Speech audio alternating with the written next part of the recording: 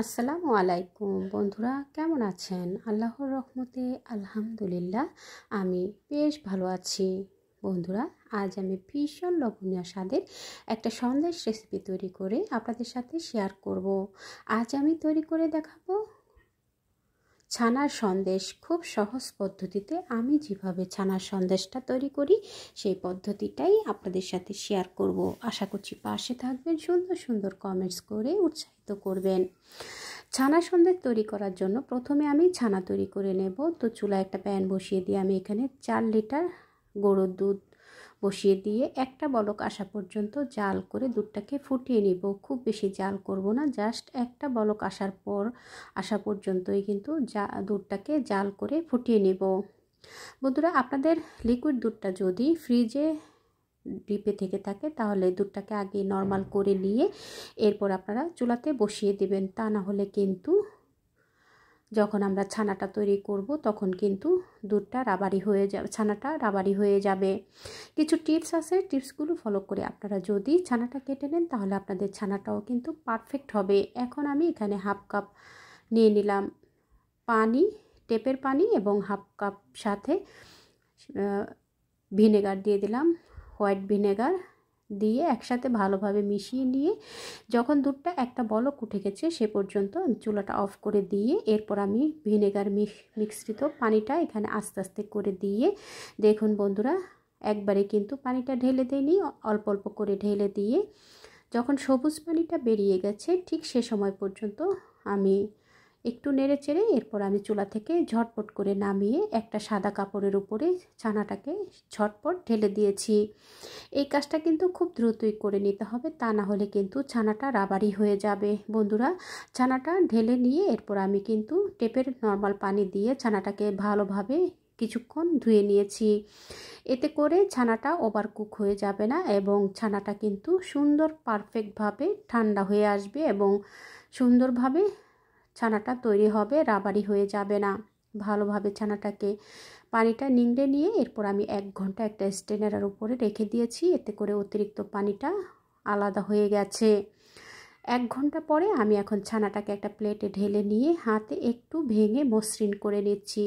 একটু হাতে চেপে চেপে এভাবে করে দলাটা ভেঙে নিয়ে সুন্দরভাবে ছানাটাকে একটু মথে নিচ্ছি। এতে করে ছানাটা খুব সুন্দর সফট হবে।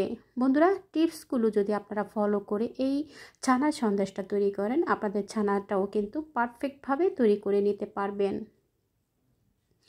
আমি এখানে 4 লিটার লিকুইড দুধ থেকে যতটুকু ছানা পেয়েছি তাই দিয়ে আজকে তৈরি করে নিচ্ছি। আপনারা আপনাদের প্রয়োজন অনুযায়ী কিন্তু বাড়িয়ে কমিয়ে নিয়ে ছানা সন্দেশটা তৈরি করে নিতে পারেন। এখন আমি একটা প্যান বসিয়ে দিয়ে প্যানে আমি ছানাটা ঢেলে দিলাম এবং এখানে 1 কৌটো কনডেন্স মিল্কের হাফ অর্থাৎ অর্ধেকটা আমি দিয়েছি। তবে যে যেরকম মিষ্টি খেতে পছন্দ করেন সেই অনুযায়ী কিন্তু কনডেন্স মিল্কটা অ্যাড করে দেবেন। ছানা সাধারণত খুব বেশি মিষ্টি হলে খেতে ভালো লাগে না, একটু মিডিয়াম, খুব বেশি মিষ্টি দিলে ছানার স্বাদ ভালো লাগে না।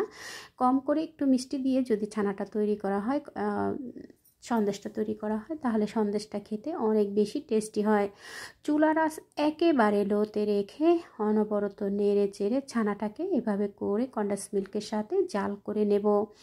বন্ধুরা, এই টিপসগুলো কিন্তু অবশ্যই খেয়াল রাখবেন। চুলার আঁচ কিন্তু একেবারে লোতে রেখেই কিন্তু ছানাটাকে কিছুক্ষণ বেশ ভালোভাবে ঘন ঘন নেড়ে চেড়ে জাল করে নিয়ে এরপর আমি এখানে প্রায় 4 টেবিল চামচের মতো গুঁড়ো দুধ দিয়ে দিলাম। দিয়ে আবারও ভালোভাবে নেড়ে চেড়ে এরপর আমি যখন খুব সুন্দরভাবে ছানাটা মিহিভাবে মিক্স হয়ে গেছে ঠিক সে সময় আমি এখানে দিয়ে দিলাম 1 টেবিল চামচের মতো ঘিটা অবশ্যই দেওয়ার চেষ্টা করবেন। এতে করে সন্দেশ থেকে খুব সুন্দর একটা ফ্লেভার আসবে, খেতে ভীষণ ভালো লাগবে এবং ঘিটা দিলে সুন্দরভাবে কিন্তু সন্দেশটা তৈরি করতে সহজ হয়ে যাবে। তো বন্ধুরা, ঘিটা দিয়ে কিছুক্ষণ জাল করার পরে দেখবেন এরকম পেনের গা থেকে উঠে আসছে, ঠিক সেই পর্যন্ত জাল করে নিতে হবে। আর অবশ্যই কিন্তু প্রথম থেকে শেষ পর্যন্ত চুলার আঁচ একেবারে লোতে রেখেই কিন্তু কাজটা করে নিতে হবে, তা না হলে কিন্তু সন্দেশের কালারটা নষ্ট হয়ে যাবে। তো বন্ধুরা, এখন আমি একটা স্কোয়ার সাইজের মোল্ডে আমি ঢেলে দিয়ে একটু চেপে চেপে এভাবে করে সেট করে নিচ্ছি।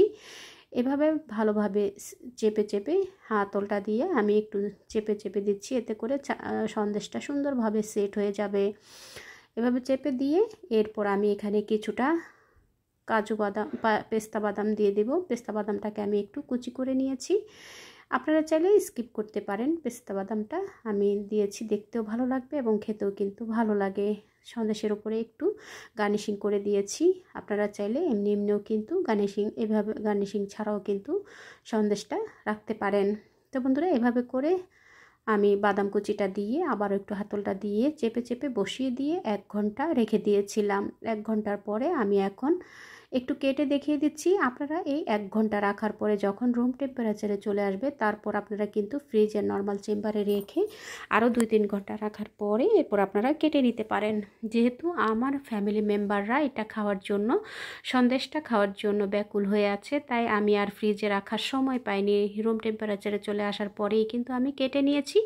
দেখুন বন্ধুরা, কত সুন্দর ইয়াম্মি লোভনীয় স্বাদের একটা সন্দেশ তৈরি হয়ে গেছে। তো আপনারাও এভাবে তৈরি করবেন, প্রিয়জনকে একটু নিত্য নতুন রেসিপি তৈরি করে উপহার দিবেন। আমার এই ছানার সন্দেশ রেসিপিটা আপনাদের কাছে কেমন লাগলো কমেন্টস করে জানাবেন। আপনাদের লাইকস এবং কমেন্টস আমার নিত্য নতুন রেসিপি তৈরি করতে ভীষণ উৎসাহ দেয়। বন্ধুরা, রেসিপিটা দেখতে দেখতে যদি লাইক দিতে ভুলে গিয়ে থাকেন, একটা লাইক দিয়ে রেসিপিটা কন্টিনিউ করে নেবেন। দেখা হবে পরবর্তী কোনো রেসিপির সঙ্গে। সেই পর্যন্ত সকলের সুস্থতা কামনা করছি। আল্লাহ হাফেজ।